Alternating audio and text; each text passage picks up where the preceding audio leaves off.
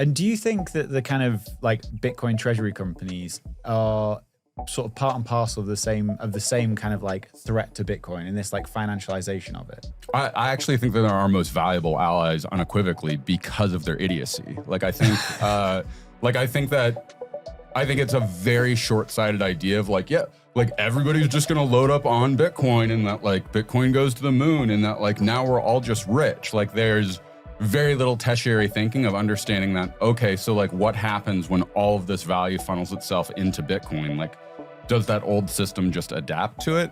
And I don't think that they see that like they're actually the people that are bringing in the existential threat.